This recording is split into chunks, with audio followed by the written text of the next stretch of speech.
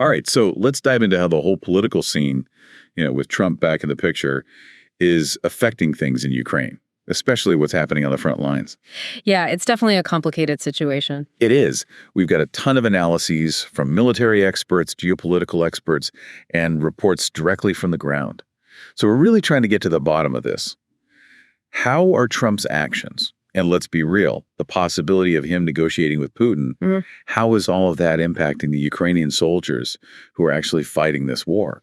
Well, one thing that really jumps out, at least from what the experts are saying, is how the international community, how their whole tone about Ukraine has shifted since Trump's comeback. Yeah, it's like everyone's trying to figure out, okay, what's he going to do? What's his plan? And that uncertainty, it's definitely having a ripple effect right down to the battlefield. Exactly. And I think one of the biggest things the experts are pointing to is, well, there's a lack of Ukrainian involvement in any potential negotiations between Trump and Putin. Right. It's a pretty stark contrast to how Zelensky was, remember, nothing about Ukraine without Ukraine. Exactly. And now it seems like that's kind of gone out the window. Yeah. And that shift is having a very real impact on the ground. Yeah. The reports coming from the front lines are, well, they're not painting a pretty picture. They're saying there's a serious lack of resources. And some of the strategic decisions being made are, well, let's just say they're raising eyebrows. Yeah, and they're highlighting some pretty specific challenges. Like, for example, there are instances where Ukrainian troops are in vulnerable positions and they weren't given orders to retreat in time. And of course, that led to significant losses. Yeah, and in some cases, they're even describing some units as, well, basically doomed from the start, which, obviously that's devastating for morale. Oh, absolutely. And then on top of that, you've got this issue with the lack of heavy weaponry. Yeah. The analysis that we're looking at is pointing out that Ukraine is really having to rely on newly recruited soldiers. Yeah. And a lot of them, well, they just don't have a lot of training. So you've got these soldiers being sent into battle without the proper equipment and without the experience. Yeah, and all of this is happening while Russian forces are making some pretty big gains. The capture of towns like Velika Novosilka and Toretsk, those are strategically important. Right. Yeah. And when they fall, it really shifts the balance of power. It weakens Ukraine's position if they end up at any negotiating table. And the experts, they're digging into the tactical details of these battles. And it's pretty clear that both sides, they're not just, throwing punches randomly. They're making calculated moves. Yeah. Like the Russians, they're laser focused on securing places like that railway junction near Havlivka. Right, because that's crucial for disrupting the Ukrainian supply line. Exactly. Right. And then you see their push to control areas like Yevrekna. That's all about making sure they can move heavy machinery across that Oskol River. Yeah. So it really is, it's a chess match. Oh, yeah. But it's one where the stakes are incredibly high. The front lines are constantly in motion. Both sides are trying to get whatever advantage they can. We're seeing a lot of back and forth in places like Kupiansk, Vovchansk, and the Sumy region. It's volatile. And honestly, I think the lack of clear communication and just decisive action from the Ukrainian leadership, which, potentially it's because of all this uncertainty about their role in any negotiations. Well, it's just adding to the chaos. Yeah, if you're a soldier on the ground and you don't even know if your leader's going to be at the table when your future is being decided, that's got to be incredibly demoralizing. Absolutely. It makes you question, what are you even fighting for? Right. It makes you question, is anyone looking out for us? Are we just pawns in this bigger game? Exactly. And that sense of uncertainty, that lack of clear direction, it can have a real impact on how battles are fought, on how decisions are made on the ground. And that brings us back to Trump and his whole approach. The experts are suggesting that he's using this aggressive rhetoric, those threats against Russia, as a way to basically force Putin to negotiate. It's a high-stakes gamble, though, right? Yeah. If those talks fall apart, or if Ukraine can't pull off some kind of decisive military win that makes Trump look strong, he risks coming across as weak, especially after how much he focused on this during his campaign. Absolutely. It's a delicate balancing act, and it's one where Ukraine is caught right in the middle. Yeah, they're the ones who are really bearing the brunt of this whole power struggle.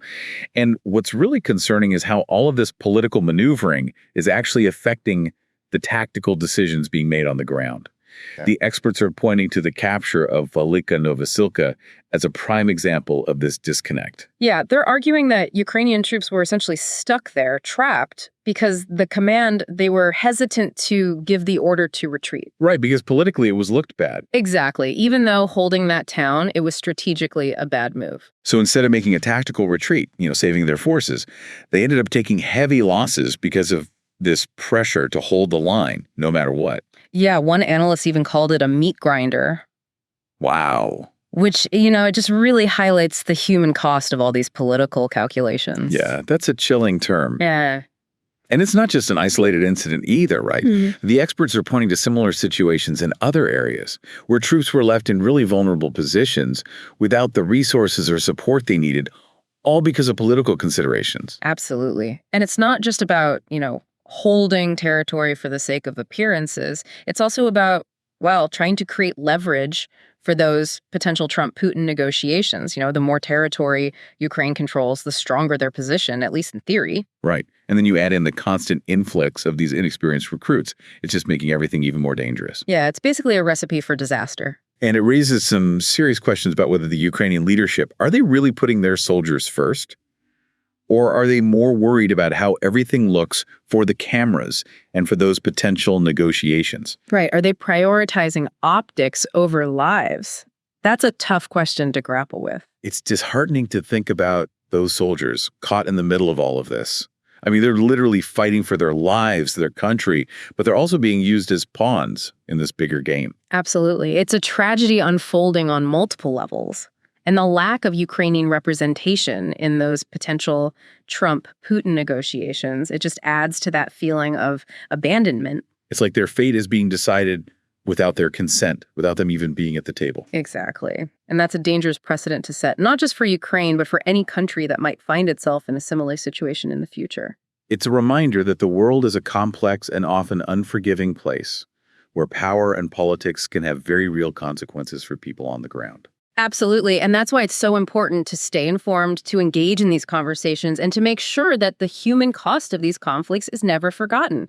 It's a dangerous situation, and it's probably going to have long-lasting consequences for Ukraine no matter what happens with these negotiations. Absolutely. The political landscape's changing so fast, and the impact on the front lines is obvious. I mean, we're seeing this resurgence of Russian aggression, almost like they think the international community isn't united or acting decisively. And as we've been talking about, it's the Ukrainian people who are paying the price for this uncertainty and hesitation. It's a tough reality to face. The experts are suggesting that the capture of towns like Toretsk is just the start. Russian forces, they're gaining momentum, and it seems like they're determined to get what they want no matter what the cost. It's a sobering reminder that the stakes in this conflict are incredibly high, and that the decisions made by leaders like Trump and Putin are going to have a huge impact on millions of lives. It's a complex situation, and it's constantly evolving. Staying informed and engaged is really important.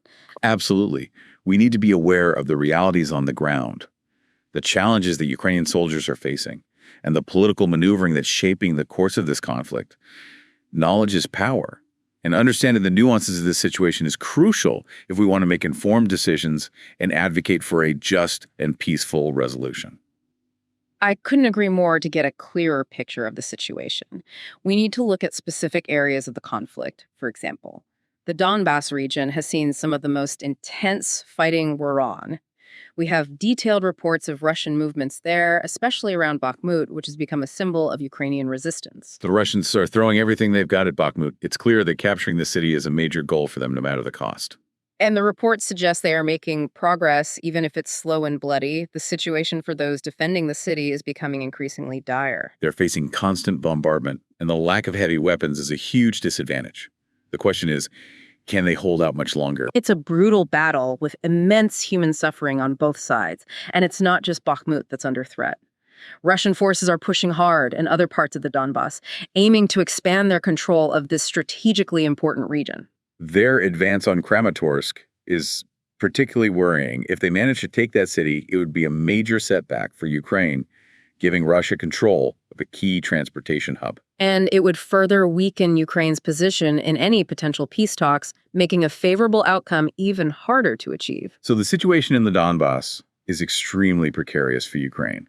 And as we've been discussing, the political maneuvering of leaders like Trump is adding another layer of complexity and uncertainty. It's a constantly shifting landscape, and understanding the events in the Donbas is key to grasping the full scope of this conflict and its potential impact on the future of Europe and indeed the world. Now let's turn our attention to the southern front, where we're seeing a different but equally concerning dynamic playing out. The Russians are solidifying their control over Crimea and the areas they captured in southern Ukraine. All signs point to them digging in for a long-term presence. They're building up military infrastructure, strengthening defenses, and it's making it incredibly difficult for Ukraine to even consider reclaiming that lost territory. And we can't forget their control of the Black Sea.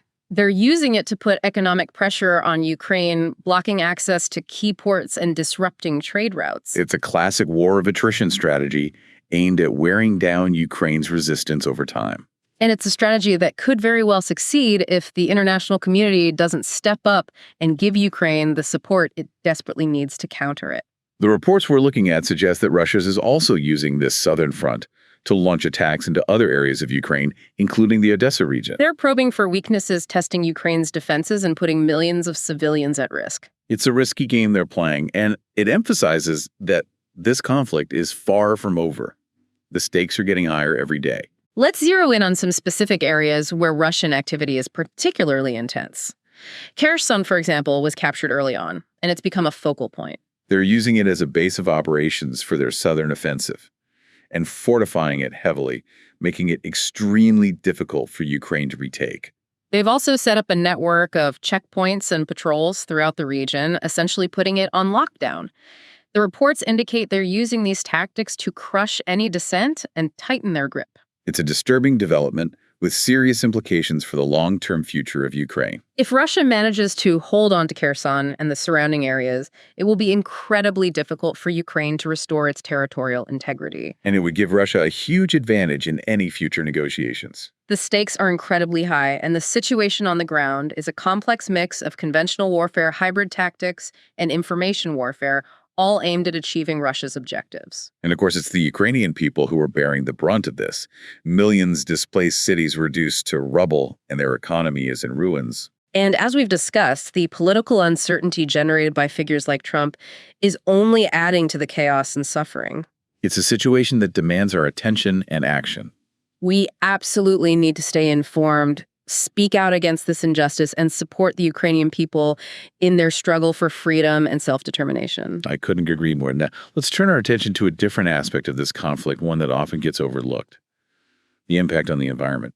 The war in Ukraine is an environmental catastrophe unfolding before our eyes. We're seeing widespread destruction of natural habitats, pollution of water sources, and the release of hazardous materials. And the fighting is happening in some of the most ecologically sensitive areas in all of Europe.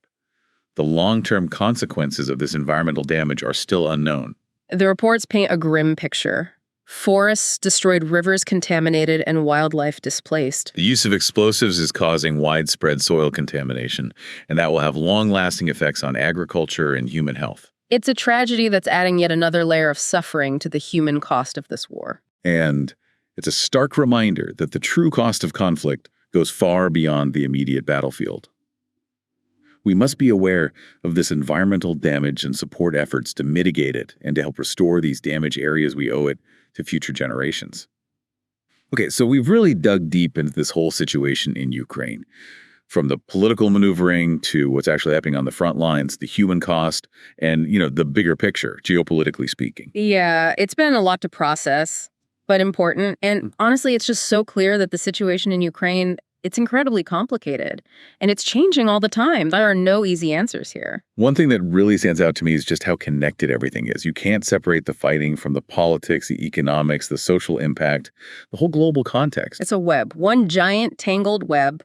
Touch one part, the whole thing moves. So given how complex this all is, what are some key takeaways? What should our listeners be paying attention to as this unfolds? Well, first of all, this isn't going away anytime soon.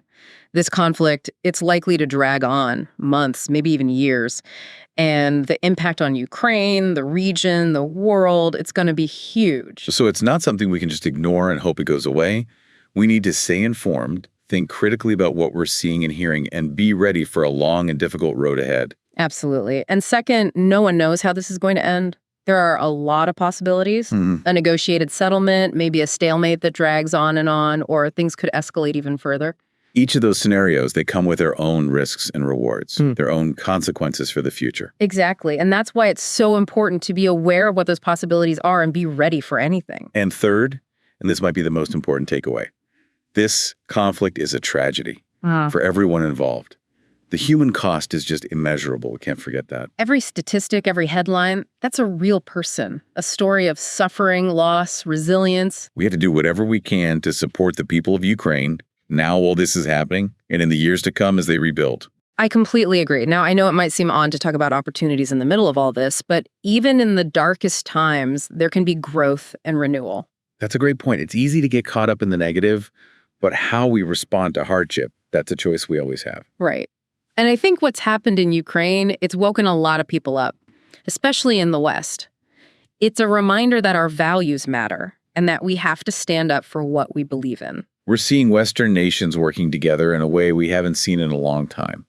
That unity could be a real force for positive change in the world. It's also creating chances for innovation, for collaboration in areas like defense technology, energy, humanitarian aid. So yeah, there are huge challenges, but there's also potential for good to come out of this. And it's not just about governments and big organizations. What about the role of individuals? I know it's easy to feel helpless when you're looking at these global problems, but every action, even the small ones, they make a difference. That's so true. Staying informed, being active in your community, supporting organizations that are doing good work, speaking up for what you believe in. We can align our choices, our everyday actions, with our values. That's how we build a more sustainable and just world. We might not be able to solve these problems by ourselves, but we can all contribute to a better future. It's been great sharing these thoughts with you. Thanks for joining us on this deep dive. We hope it's been informative and giving you some things to think about. Keep learning about this conflict, stay engaged, and do what you can to make a difference. Until next time, stay curious, stay compassionate, and never give up hope.